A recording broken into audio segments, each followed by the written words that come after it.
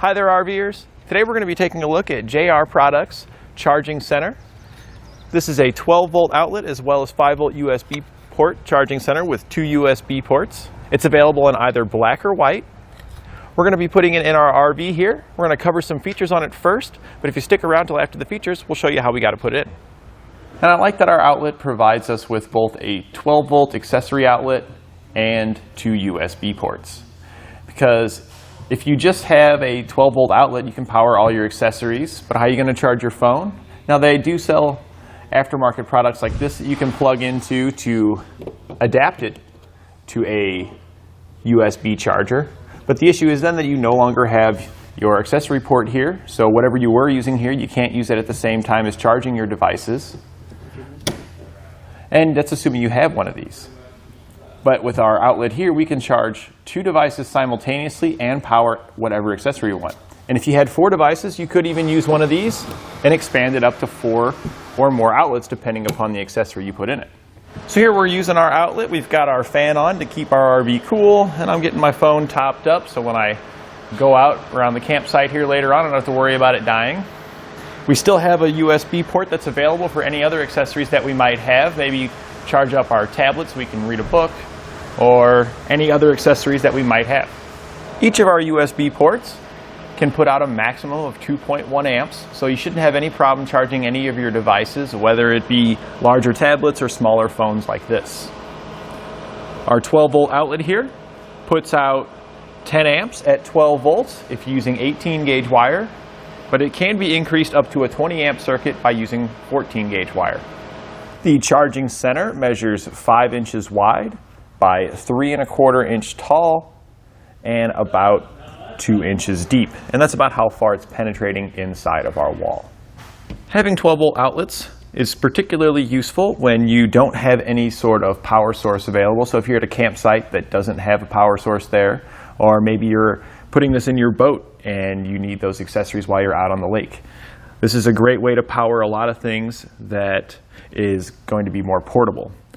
This is particularly useful if you are going to be maybe staying inside your RV and you're off the grid, you're not at a place where you have power and it's awfully hot out there. You can have this right inside your bedroom and you can power up a fan just like this to keep yourself cool. Or maybe you have a tire go flat and it's not leaking real bad, you just need to air it up so you can get to the repair station. Well, if you're on the side of the road, a 12-volt out like this could easily power a 12-volt compressor to get that tire aired up to get to your next destination. Well, now we'll show you how to get installed. The first thing we're going to do is find our power source. We're going to use our light right here. So I've already removed the screws so we don't waste any time, and you can see here our light switch. You want to make sure you're using a light switch that powers 12-volt accessories and not any that power 120 volt because our circuit runs on 12. You want to make sure you choose an outlet in the room that you want to install it on because you're going to need some way to power this, and the light switch outlet is usually one of the easiest ways to do so because you just take your cover off here and you can pull your switch out. There are a couple of screws that held the switch in behind the cover. Just take those off and now you've got access to a power source. One of your 2 prongs on your light switch is going to be powered all the time. So you can just use a test light to verify which one's powered all the time. The other one's only going to be powered when you have the light switch turned on to power those lights. And you're also going to have ground here on your switch as well. So you can get both your 12-volt and ground right from this location. The 2 red wires here are the power wires for our light, and the top one here is the one that's powered all the time regardless of our light position. So we went ahead and chose that one. We removed the screw and we took a ring terminal, attached it to some wire, and then put the screw back on. If you need some ring terminals and wire, you can get all that here at etrailer.com.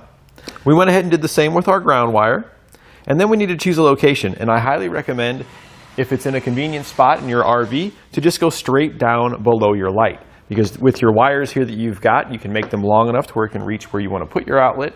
And if you're going straight down, you could take a washer or just something that's a little heavy metal object and tie your wires around that and use that to drop it down your wall so you can ensure it goes straight down to your access hole that you're going to cut to place your new 12-volt accessory outlet in.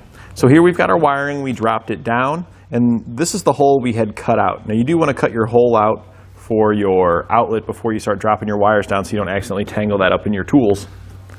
Now you can cut it out in a lot of different ways. The back of our panel here, it's a little over 3 inches, about 3 1/8 inch that way, and about 2.5 inches that way.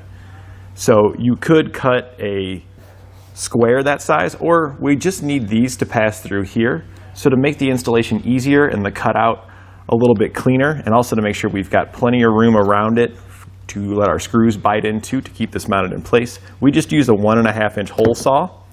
And I just kind of held the thing up here, just kind of put a mark and then a mark, and then use the hole saw to cut it out. Then over here on the unit, we can now wire it up. So the white wire that I drop down is the power wire. So that's our 12-volt power, and the black wire that I drop down is our ground wire. There are 2 wires that are pre-installed on your circuit here. You'll have a red and a black coming out of your USBs. Your red is going to be power and your black is going to be ground. So we went ahead and just used some wing nuts to twist our power circuits together and to twist our ground circuits together. Over here on our 12-volt outlet, this one is not pre-wired. It actually just has terminals, prongs there, spade terminals. So you will need some female spade terminals in order to slide onto those. Or if you wanted to, you could just slide your wire through the hole there and solder it to it. But I recommend that to make things easier, especially for repairs in the future and things like that, to use spade terminals. You can get those here at etrailer.com as well.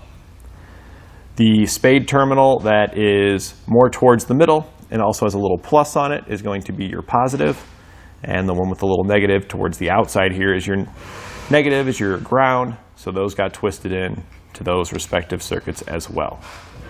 We can then just put our wiring back in the wall and then secure it using the included screws. Now I know you do see a lot of little screw holes here. We've been test fitting various different outlets here, and this so far has been one of my favorite. I like that it has both these options and we can get plenty of devices charged. But that's why we got all those different holes there from the different ones we've been testing. So we're just going to put these in. It's a little bit easier for me since I had already drilled them out, but I recommend just putting a level on top of the device and then holding it up until your bubble shows its level, and then running your screws in. Once all your screws are run down, we can then take the cover that comes included with it and snap it in place. The square holes in our charging center there is going to line up with the little tabs we have here in our cover, and we're just going to snap it on. Now we mounted ours horizontally. You don't have to mount it horizontally. You can mount it vertically if you want. Just keep in mind, if you did mount it vertically, the charging center letters would be not upright.